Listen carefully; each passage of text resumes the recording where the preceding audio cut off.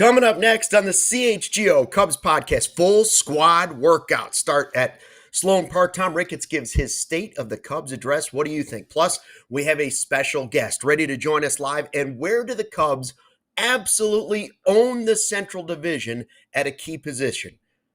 This is CHGO Cubs next.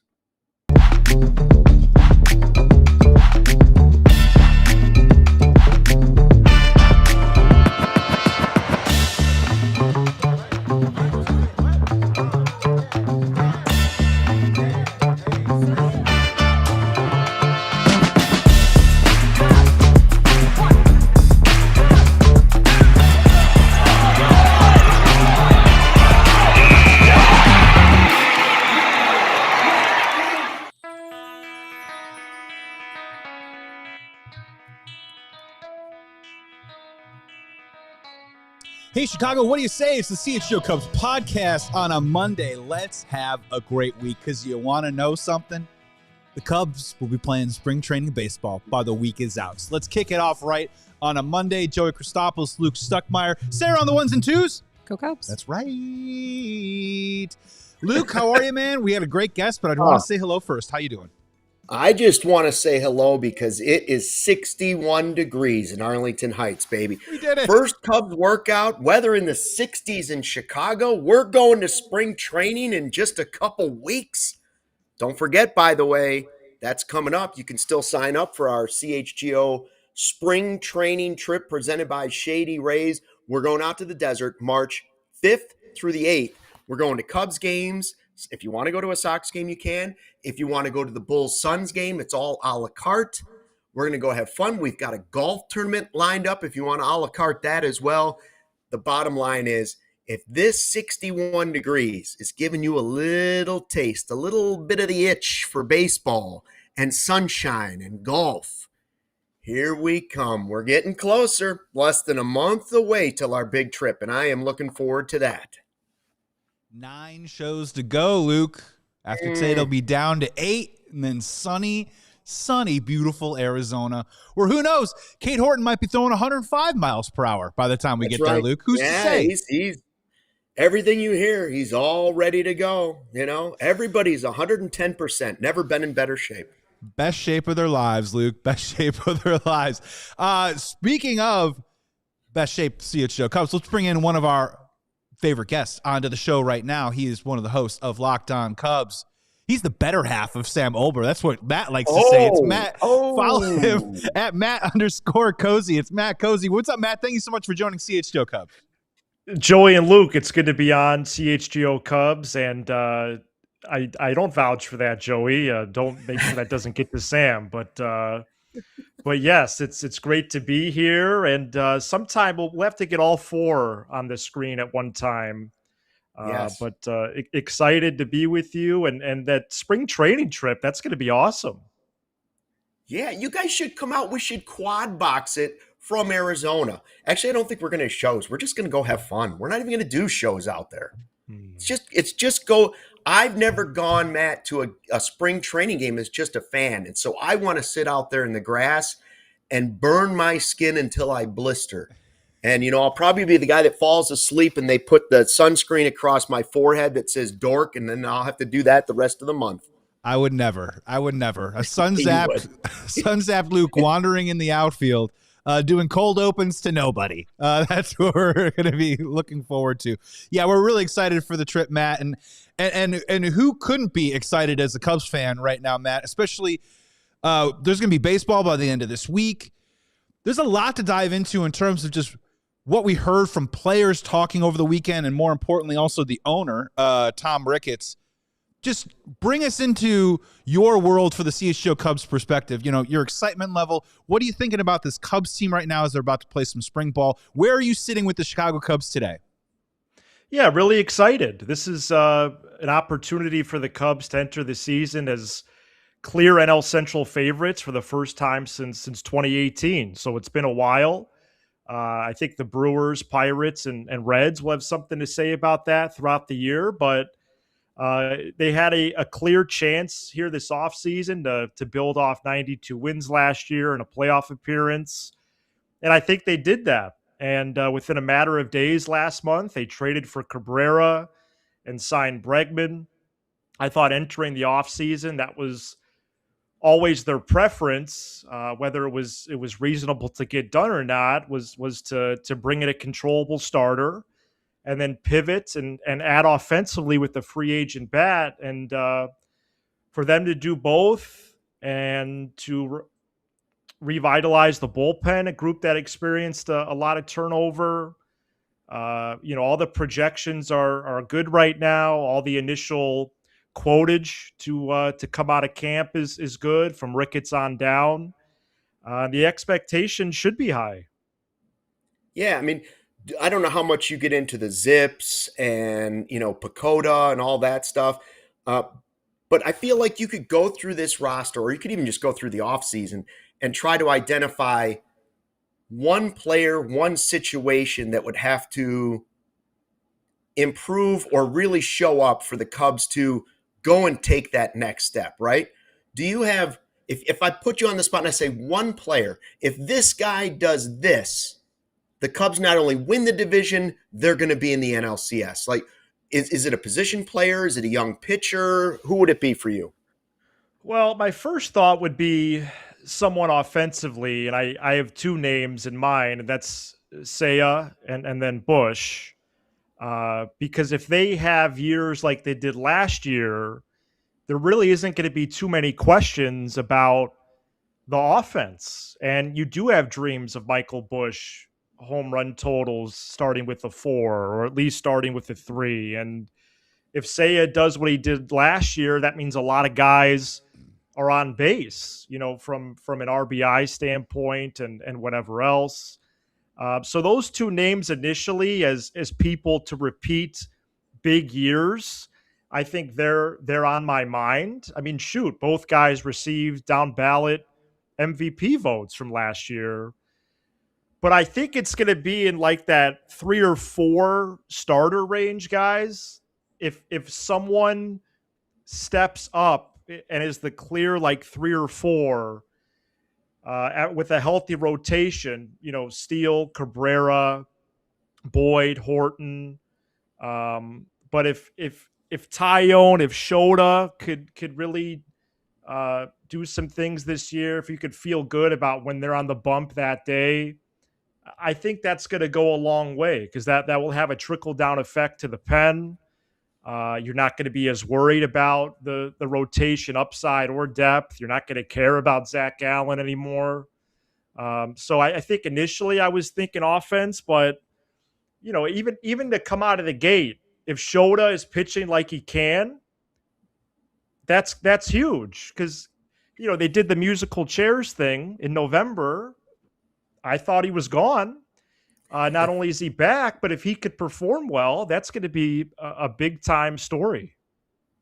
Following up on that rotation, obviously Zac Gallen signs with the Arizona Diamondbacks, the team that he's played for his whole career, for $22 million. The dude, frankly, never left his house. He just sat, right, declined the qualifying offer for $22 million, stayed at home. We had shows, and I'm sure you and Sam did segments of Gallen. And it turns out he just ends up right in the place where he started to begin the offseason.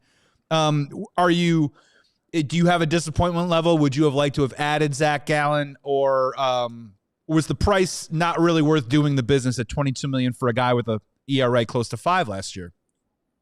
Yeah, I think for 1 year at $22 million, that was less appetizing than maybe 2 or 3 years for 15 to 20, million AAV or something like that.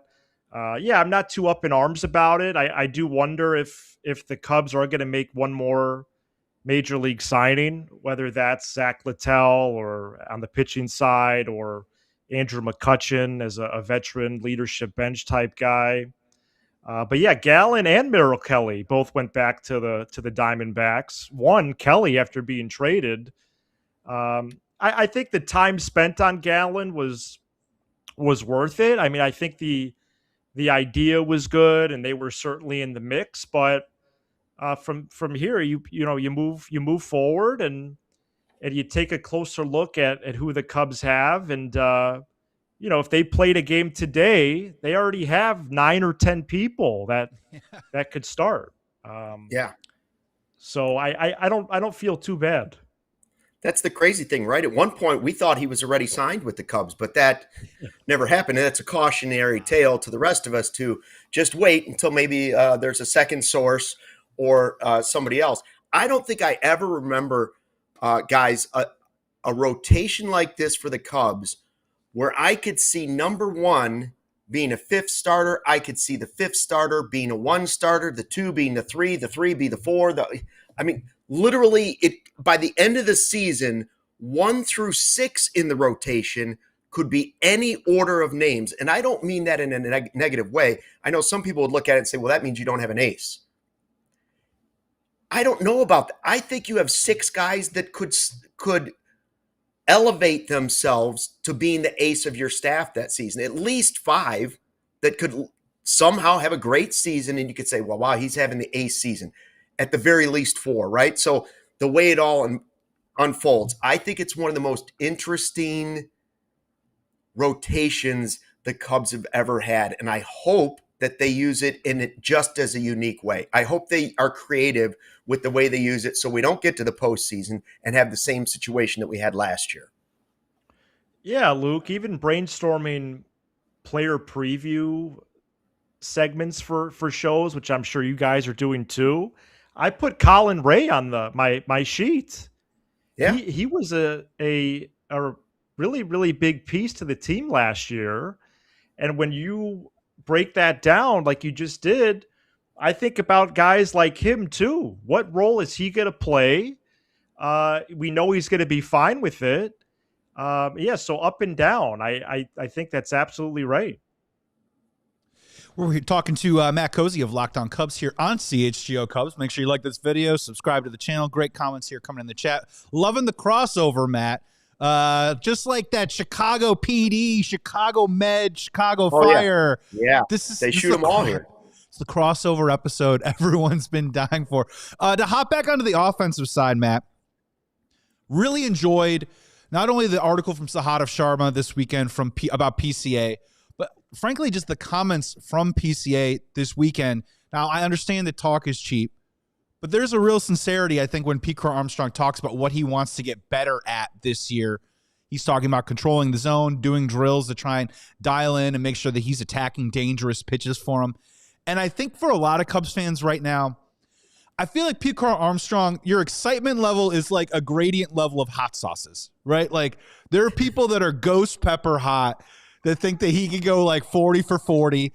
Other people have more tempered expectations. So, Matt, what is your hot sauce level right now for your expectations for PCA heading into this season?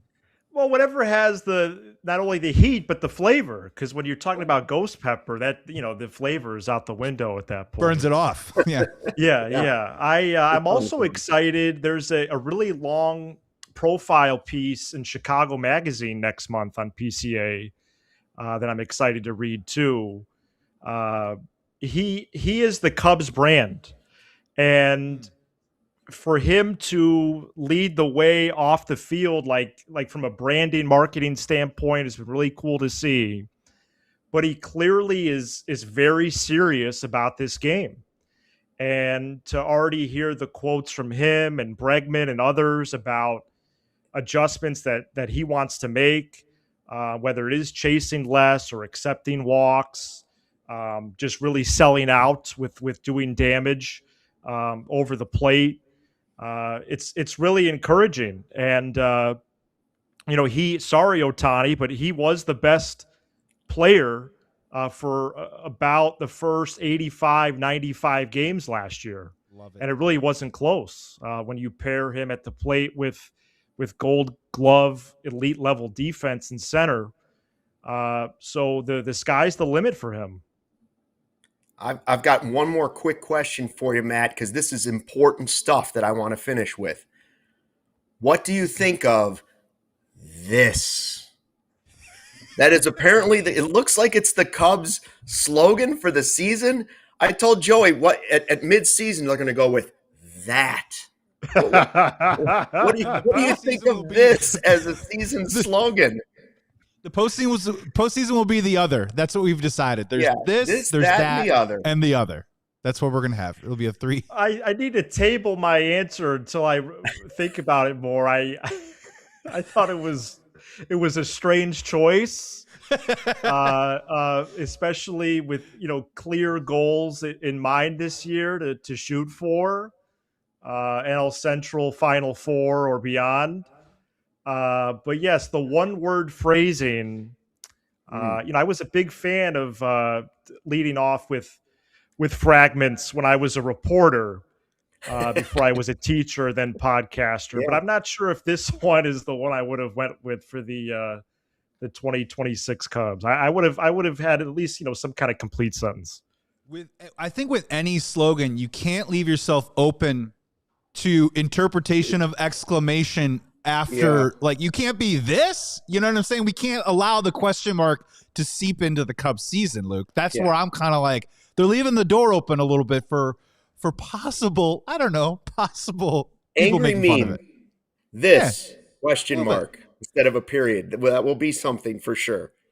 This? Where? Over here. This. It's this. I don't see it. It's like an Abbott and Costello kind of starting to roll, roll itself out really quick. Matt, we're gonna get you out here on this last one. I wanted to get your take on this show because I'm a frequent listener of Locked On Cubs. I've been a fan of you guys long before I was on CHGO Cubs. And I just want to get your take on your enthusiasm level for the amount of Cubs players participating in the WBC in the next couple of weeks. Is that you just, as a fan, just wanting health ultimately all at the same time? Are you going to be watching those games? Are you going to be, are you going to be gripping the seat a little bit tight in your recliner as you're watching those games? What's your take on 8 Cubs in the WBC? Yeah, I've already changed my tune a little bit on this. I think it was a lot of worry at first. And then I decided I don't think that's any way to live, even for that 2 weeks of the WBC. Ultimately, yes, I want everybody to exit with their health. But I do think it's helpful for the game. The participation numbers and the people that are signed up to play clearly reflect a level of seriousness and excitement from them as well. So I think when it starts that first week of March, I'll get there. Right now it's a little bit more milder, but I do think it's going to be a fun time, and it's going to be a nice on ramp to the real thing on March 26th. I love it. Matt Cozzi from Locked On. Now remember, folks, we're all one family. Some people say, like, why is Locked On talking to CHGO? Why is CHGO talking to Locked On? Yada, yada, yada. We're all Cubs fans. We are this. And you can listen to them, or you can listen to us, or you could listen to all of us, because Luke, you're good. We're all Cubs fans. See how I bring that together? Yes, that was really good. Luke and Joey, thank you so much. Hey, thanks for coming on. And if we can get you out to Arizona, I would like to see it. If not, maybe we do a collaboration show during the season somewhere. I think we should. And it was good to be on this episode of CHGO Cubs. Thank you. We're never going to forget this. That's for sure. Matt Cozzi, everybody, follow him at Matt_Cozzi. Make sure you check on Locked On Cubs. They got episodes all week long. Great content, Matt. Thank you so much for joining. We're going to take a break here on the CHGO Cubs podcast. On the other side of the break, me and Luke, news and notes from spring training, a lot to hammer, and also our top 5 third basemen in the National League. We're going to rank them all. But first, some words from our wonderful partners. What if you could have reliable and intelligent Wi-Fi? And what if you could keep it at the same price for not 1, not 2, not 3, not 4, but 5 years? That's the Xfinity 5-year price guarantee. Imagine Wi-Fi that makes everything in your home just kind of work together. It finds and fixes your problems before you even notice them.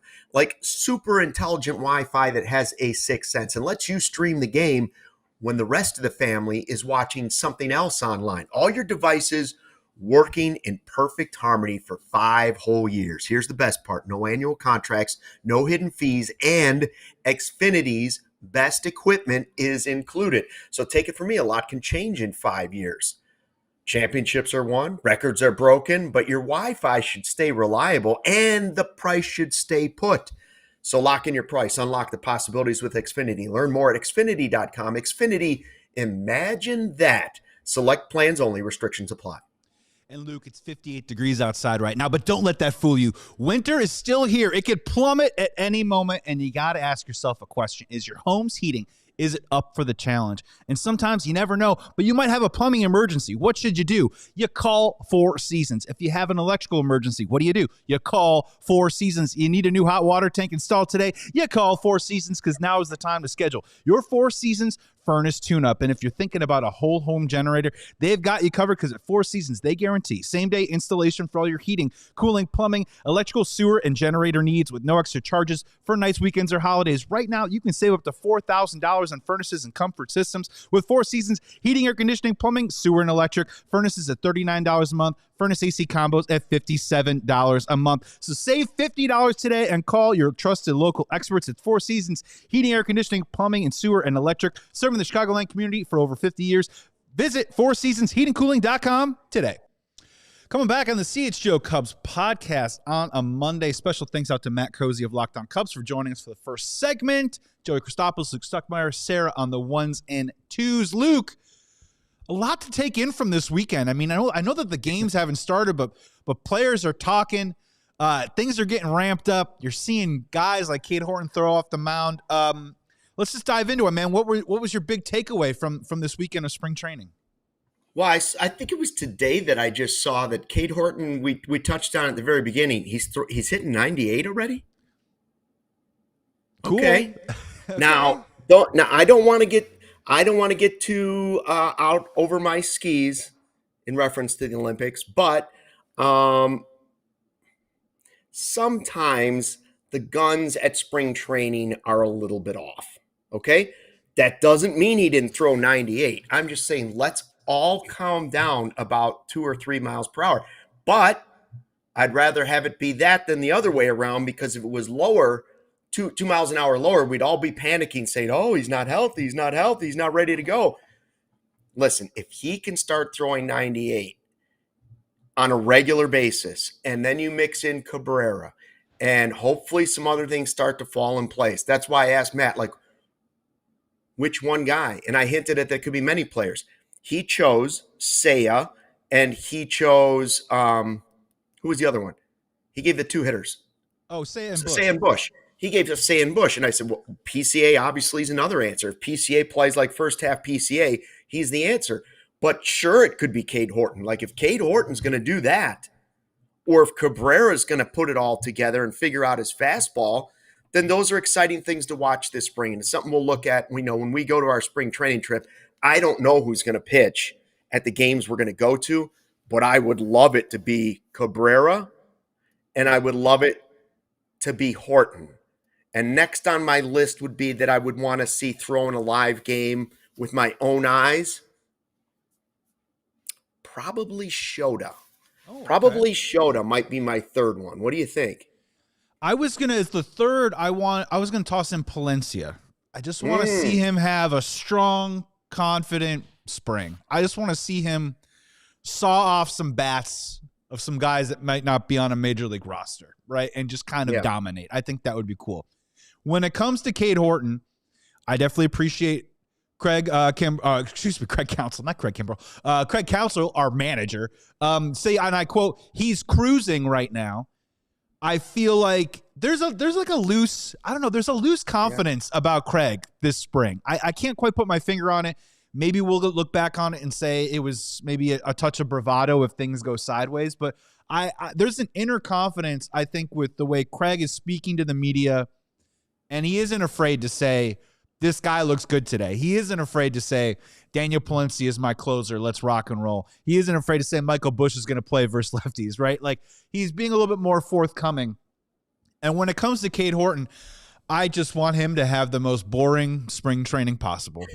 Right? I want him to get out there, and as long as he feels like the plan that he's trying to execute and attack on the mound is working for him, he's healthy, he's rearing to go. Pitch count is where they want it to be for that first start, that first turn, starting March 26th. We don't know if he'll start that day, but he'll probably maybe start on the 28th, 29th at Wrigley. That in that weekend series. I just want him ready to roll. Like, that's what matters to me. And again, we'll do it. It's the old cliche, Luke. But again, when we talk about pitchers on the mound, some guys are out there strictly to work on stuff. Yeah. Other guys are out there to perform. It's hard to pick and parcel. But for me, wouldn't you say Cade Horton?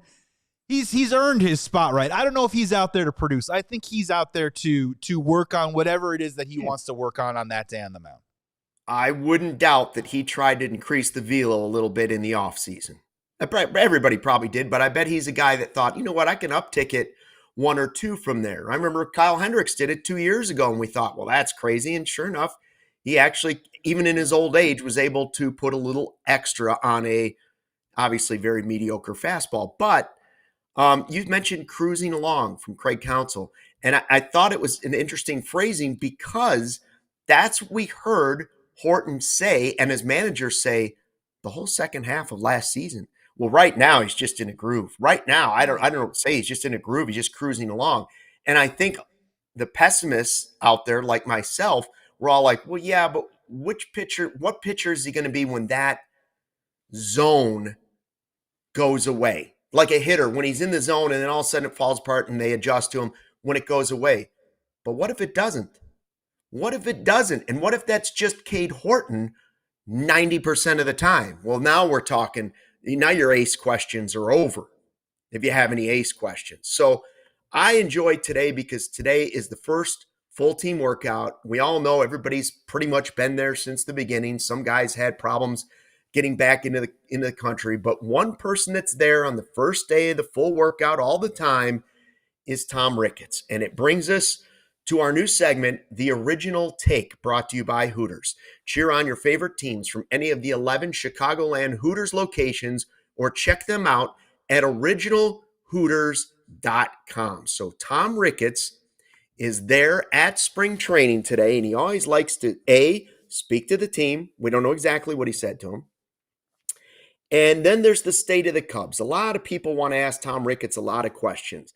And to be quite honest, Tom Ricketts took a ton of heat, some of it probably very fairly, on spending, right? Like you see other teams spending and people were mad that maybe the Bellinger money did or didn't get used last year, right? And we went into this offseason and it took forever for something to happen. But then all of a sudden it did, and they started spending. And you start looking at other teams like the Phillies and, just anybody, the Brewers, right?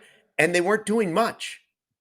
And so Tom Ricketts was asked today, this is from Marquis' Twitter page.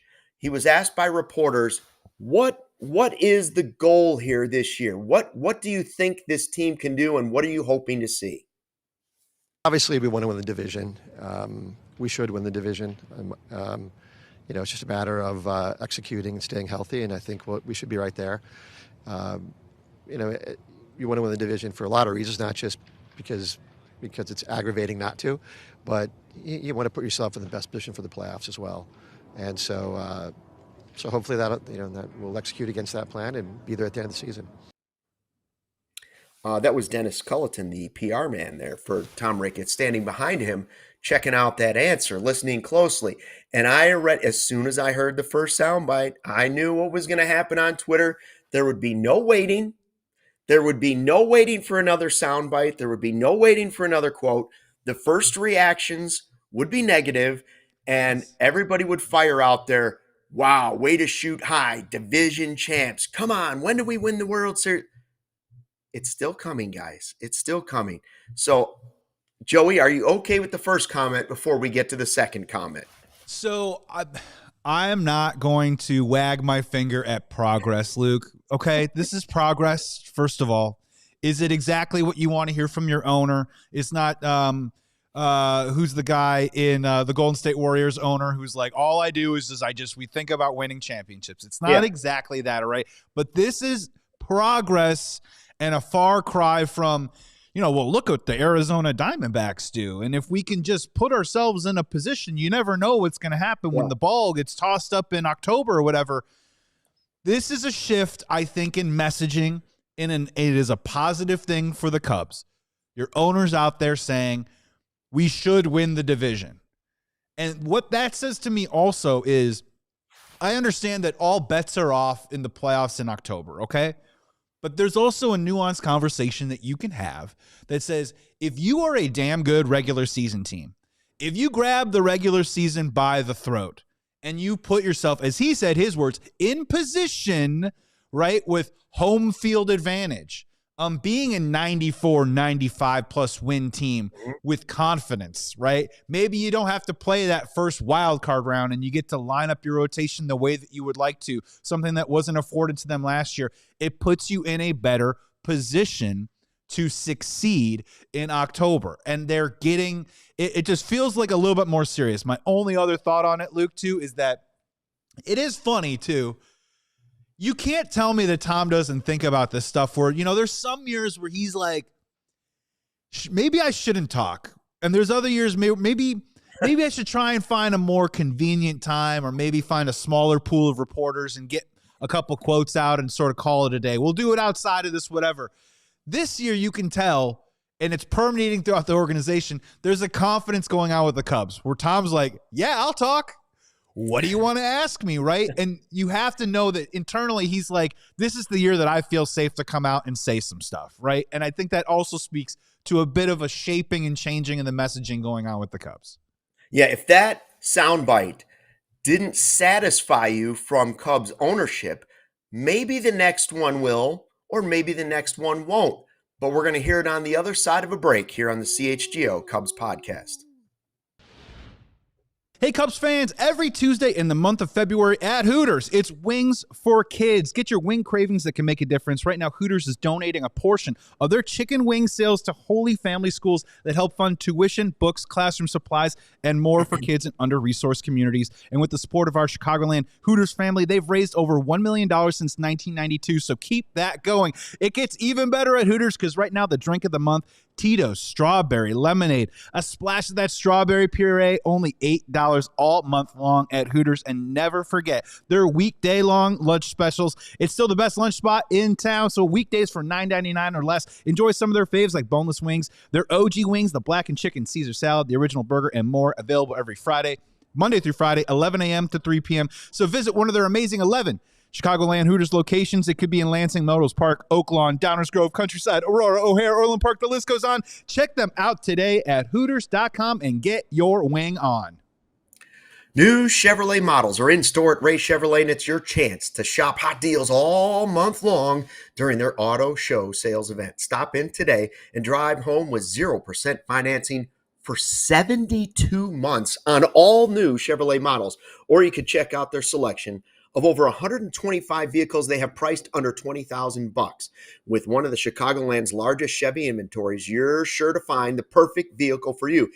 And because they are one of the top selling Chevy dealers in the Midwest, they're able to keep their prices competitive, so you know you're going to get a great deal. Plus, Ray's Price Promise lets you shop confidently because the price you see is the price you pay. Go see for yourself. Our partner at their convenient location on Route 12 in Fox Lake. Don't miss out on their auto show sales event going on this month for 0% financing on 72 months, all new Chevrolet models. That's Ray Chevrolet in Fox Lake or raychevrolet.com. They've been serving the community since 1963. Together, let's drive.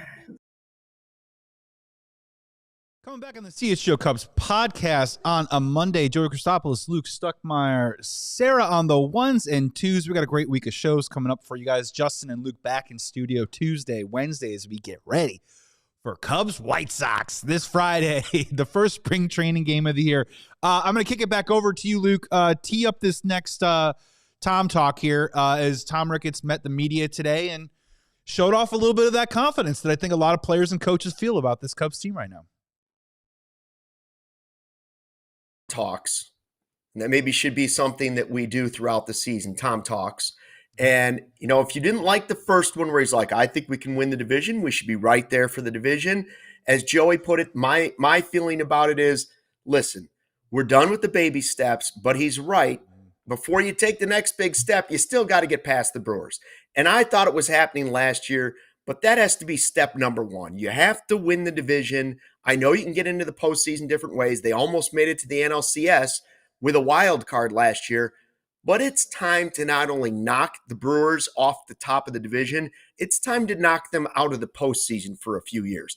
Just go ahead and step on them and say, nope, there's only one team in this division that's going to the postseason, and it's the Chicago Cubs. The big dog is back, right?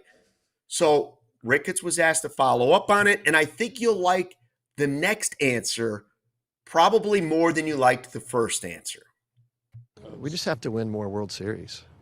I mean, it's about winning. I mean, all this other stuff, it all leads to one thing, and that's about winning. And we just have to put the kind of teams on the field that can be in the playoffs every year and get back on top. Yes. He said it. The World Series. He mentioned it. He put it out there. Win some World Series. There it is. Multiple. We need to win more World Series. Now that is my favorite thing that ownership has said in a while. And I am not a person that bags on the Ricketts family. I am not. I've heard it all. I've understood some of it, and I agree with some of it, but I also know that they're the ownership that brought us the World Series, and they did a lot of stuff for Wrigley Field. They did a lot of stuff, yes, around the ballpark that benefits them, but they also hired Theo, and they also hired Jed, and they hired Joe Madden, and they got us that team. And now it's time to get that cycle back into motion. And I believe that they really sort of did put their money where their mouth is this offseason more than others. Last year, I didn't like the whole thing, the way they spoke about the offseason and saving the money with Bellinger, but we could go somewhere else. And I didn't love the general manager coming out and saying 2032 or whatever year he mentioned. This was a better way to say it. We want to do this every year, and we want to win World Series, plural, S.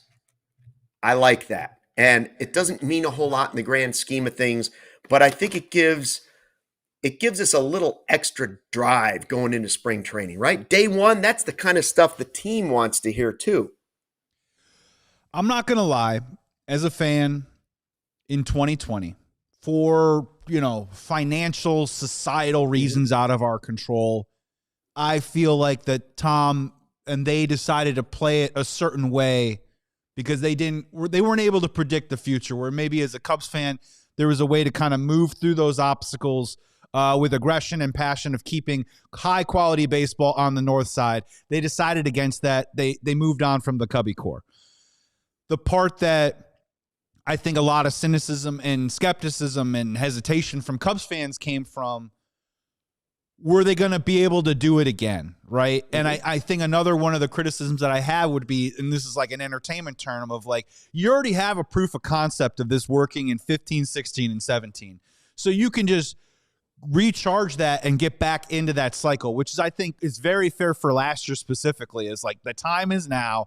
We know we've done it before. These are kind of the things that we have to do. We get a little bit younger. You sign that key free agent. You bring in that said superstar like a John Lester. You rock and roll. Then you trade. You know what I mean? All that stuff. So I'm happy that at least now they're fulfilling what I think is, as you said, getting back into that cycle. Hopefully that is 15, 16, 17, 18.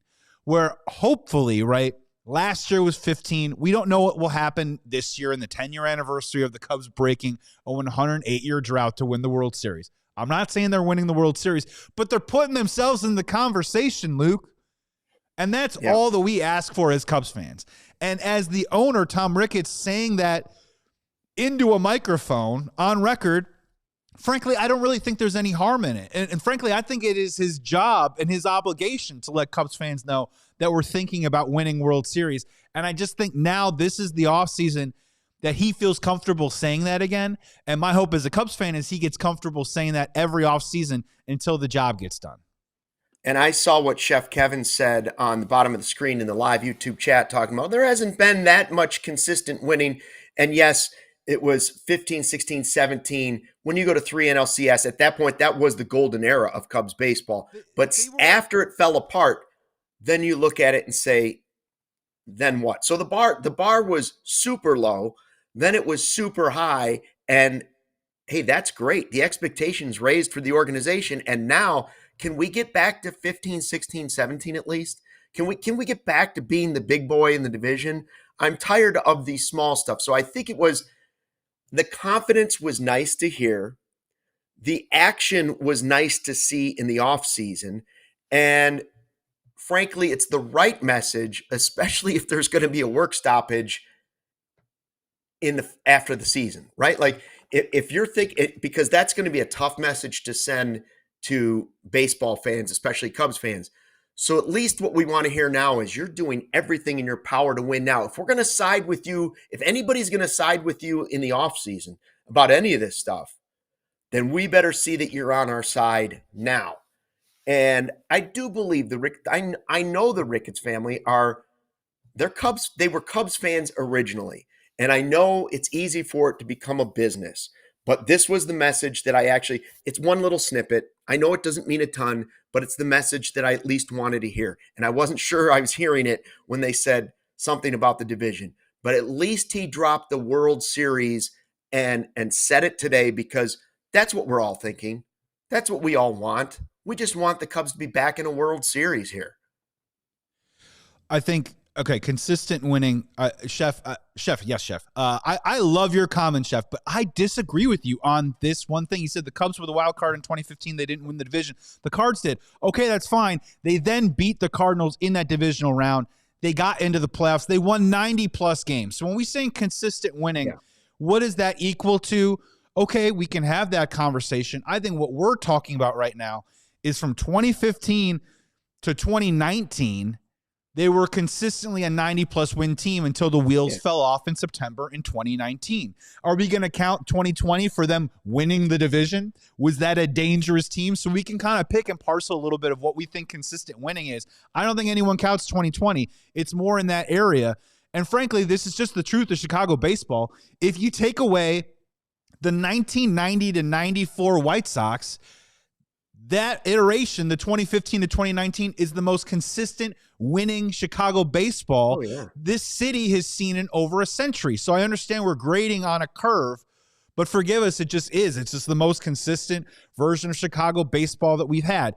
The other thing that I want to follow up just really quick on this, I know we got to get to our top 5 third baseman, which might not be that long of a segment as we think it is.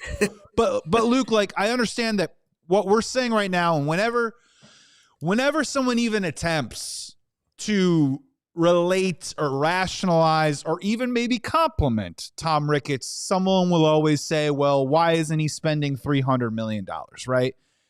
And I, on this show, was pushing for Zac Gallen pretty consistently for multiple months. It did not happen.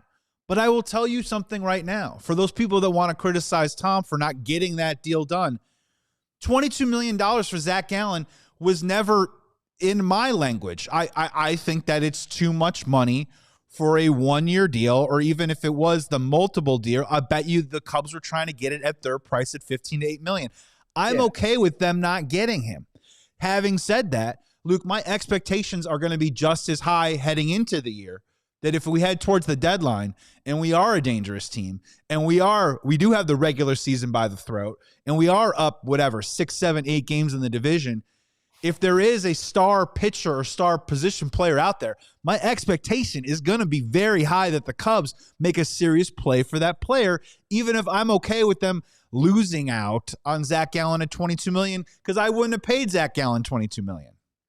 Yeah, I mean, it's not my money, so sure, I guess I would have in that way. But if you're talking about a budget and all these other things, $22 million for a guy who wasn't good last year seems like a pretty high spend on a gamble that you can fix him for this year. That said, had they signed Zac Gallen and they had gone out there and done that, or even if they had brought back Castellanos for nothing as an extra player on the team, just like the last guy on the roster, I feel like Tom could have been speaking, if it was Gallen, if they had just signed Gallen to $22 million, Tom could have done that interview right there at Sloan Park, and Dennis Culleton of the PR department for the Ricketts family could have been in the background, and he could have been peacocking behind him. Like he could have been doing a peacock walk, like, yeah, we did. Yeah, we did. Yeah, we did.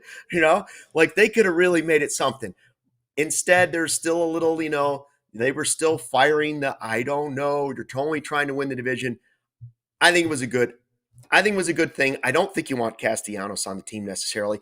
I don't think you wanted Zac Gallen for $22 million, because what we were talking about with Matt at the top of the broadcast was I can look and see 4, 5, 6 guys that could be the ace. And then you start trying to figure out how Zac Gallen fits into that. If I don't know that he's a 1, 2, or 3, then $22 million is probably too much when you're already paying Shota $20 million and you're not sure where he's going to fit in to that 1, 2, 3, 4, 5, 6. So I'm okay that they didn't get Gallen. I thought it would have been a great addition, but I'm with you. If they need that at the trade deadline, and if Jackson Wiggins isn't part of it or whatever it takes to get that player, then they better go get that player. And if the Diamondbacks aren't in the race, the Cubs and Gallen's having a great season, and they've got $14 million of deferrals, and they maybe want to lighten the load a little bit on that, the Cubs can make a competitive offer for him at the trade deadline. And pushing it even further, Luke, if you just kind of look at the track record of Jed Hoyer, his romantic pursuit fulfilled with Alex Bregman. He looked longingly at Edward Cabrera. They finally got Shelby Miller back into the organization. If the Cubs like Zac Gallen, he could easily be a target for them next offseason, right? So I don't even know if this conversation's over with him. I just know he's not going to be on the team for opening day, and I'm okay with it.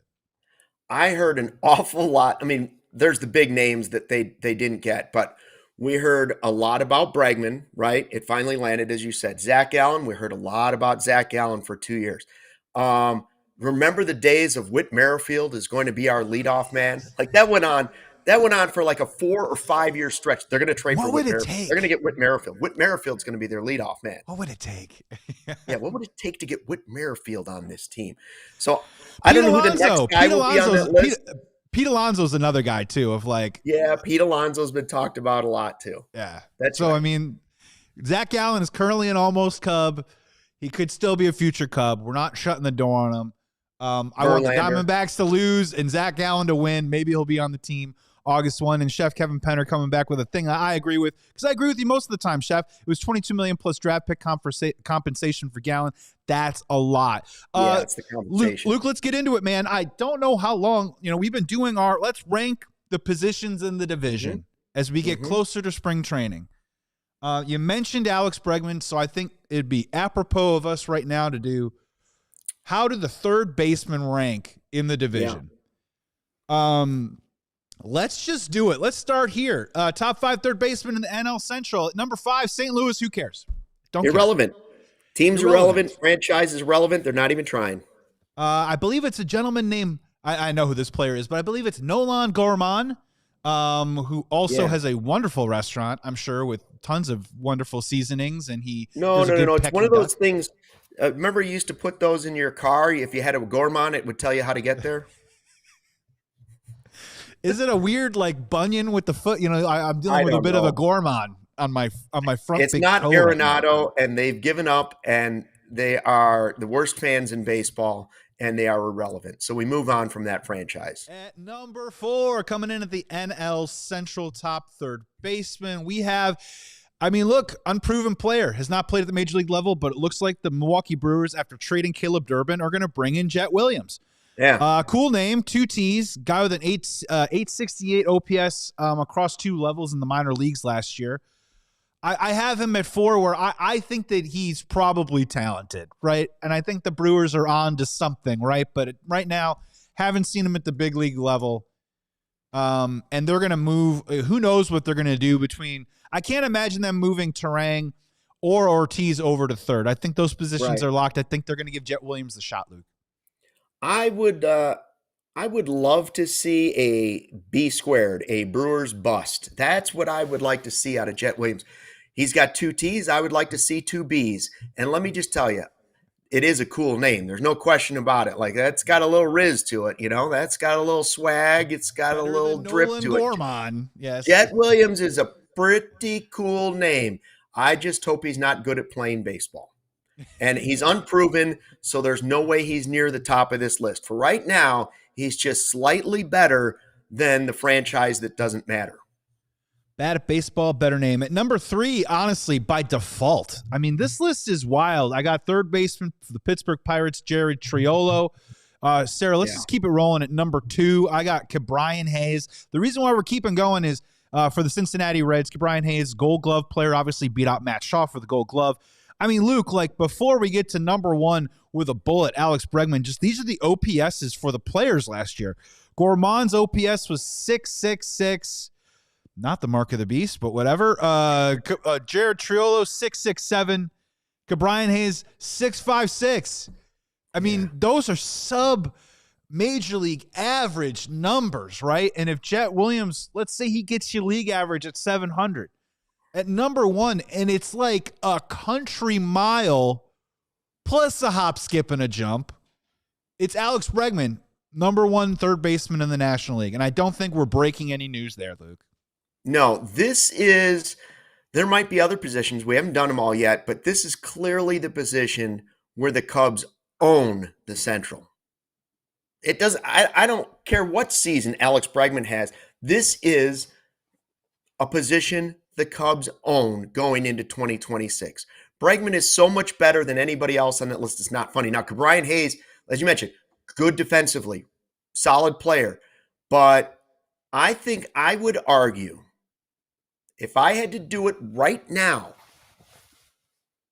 I think the Cubs have the 2 best third basemen in the division.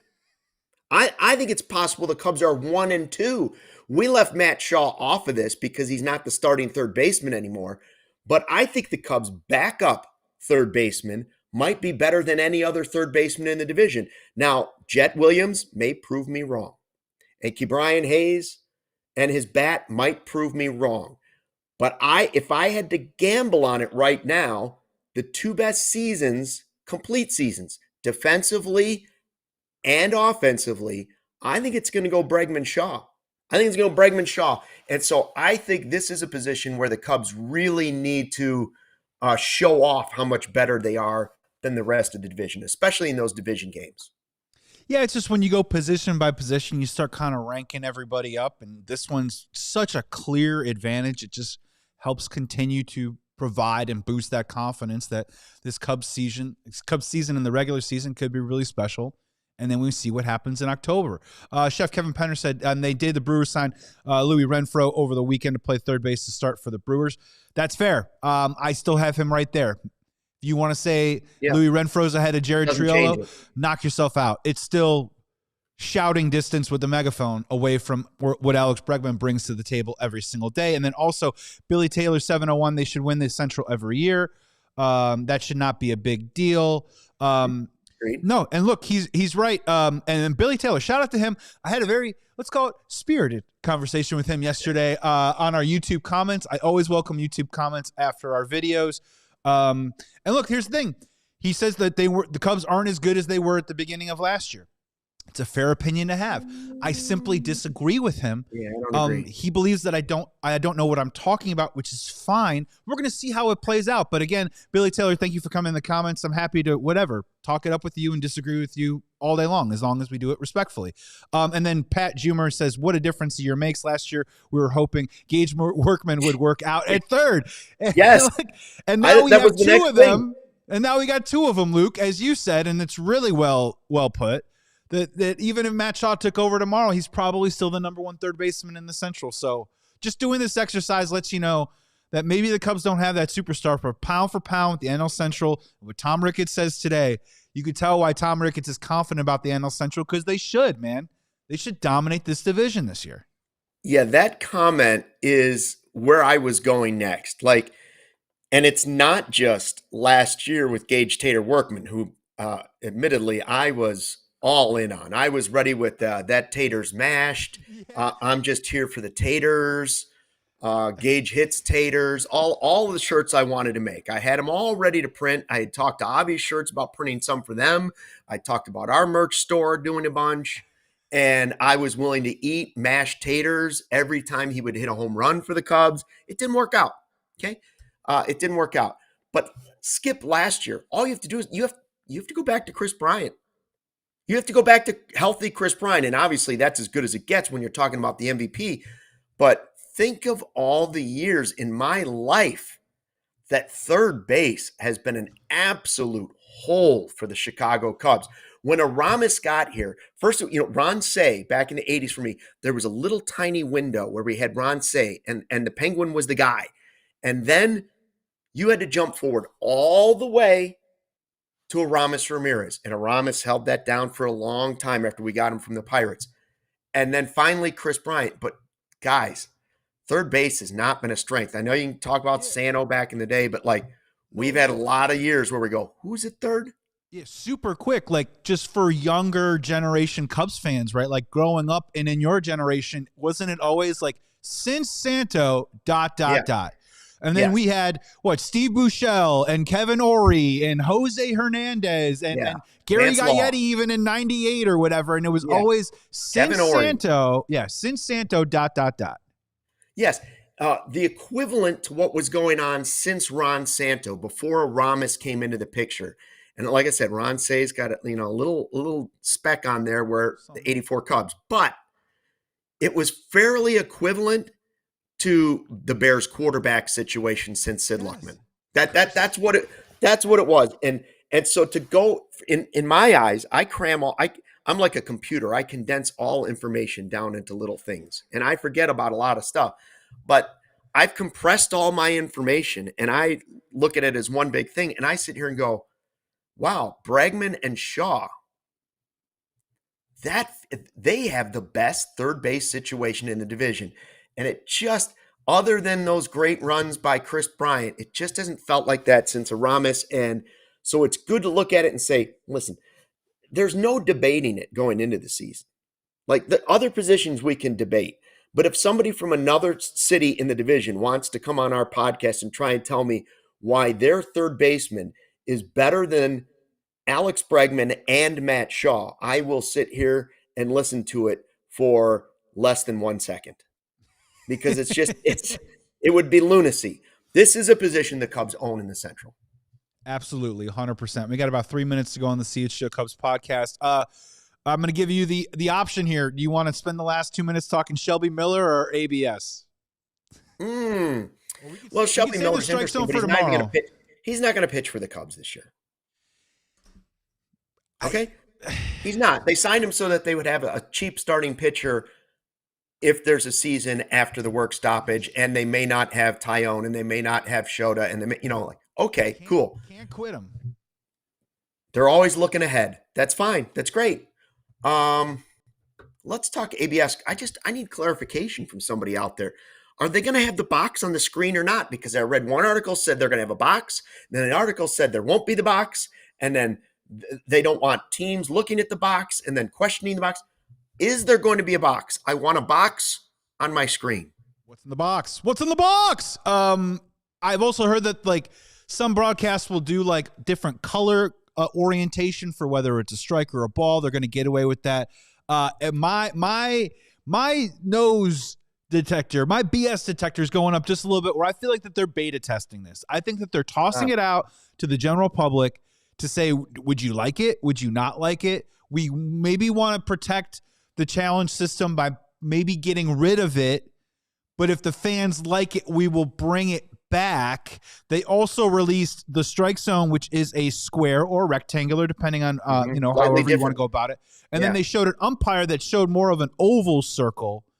So I feel like that this is something that is going to be a bit of a work in progress. I'm curious to see how it rolls out during the season, challenge system wise. But I feel like that they're kind of beta testing, like they're throwing it out to the public. Would you like to see a box or not to see a box? And I think people have gotten used to the box. I know I kind of have. So, yeah. It's pretty simple. If they take away the box, why don't you just take away the lines in tennis? It's the same thing. Like, we're used to seeing the lines. I know you have a machine that can tell us whether the ball was in or out, but we'd like to see it with our own eyes in real time. So leave the lines on the tennis court. It'd be like taking away the first down line in football or the goal line in football because you're afraid that your officials are going to make the wrong call. You don't do that. You give the viewer everything they want to see on television. That's how you get big ratings. You'll get big ratings by trying to trick them into thinking you have the best umpires. They're also saying that it could possibly clue in opposing teams that could watch the broadcast immediately, have them challenge it. And it's just like, guys, like just do your own work, man. I don't know. Turn off the TVs in the dugout and the clubhouse. And if somebody goes in and there's a TV on, they get penalized. They get punished financially. Like, no. Yeah, there's a lot to. I mean, I love Chris Sale's comments too as well. We'll probably kick that into tomorrow's show if we want to keep talking about it. But I just think this is going to be a bit of a work in progress. I don't think it's going to have as much of an effect on the game because you only get 2 challenges per game. Right. And again, 2 challenges for anything, not just balls and strikes. You have to be careful. Right. You got to wait. You got to wait. Yeah. There's other stuff. Can't be a ball strike in the first inning. No. Safe and out, all that good stuff, home runs, everything, that's all going to be on the table. So you just got to be really, really careful how you challenge that stuff. So I don't think it's going to affect it, but I think they're working out the kinks, Luke. All right. I heard, by the way, I don't want to ruin this, but I heard Chris Sale was saying he wants the umpires to be sleeveless and that he was going to cut the sleeves off of every umpire's makeover. All right. On that note, we're back tomorrow. Justin's going to be in studio. I'm going to be in studio. Joey's going to be in studio. We're going to talk about the trip March 5th through the 8th coming up in spring training, and we hope you'll sign up and hang with us, sickos and diehards in the desert. Until then, tomorrow at 2 o'clock, presented by Shady Rays, by the way, that big trip to Arizona. We're going to tee them up. We're going to go to baseball games. And tomorrow, we will talk more Cubs baseball. It will be more of this on CHGO Cubs. Until then, fly the W. This. We all silly like the mayor.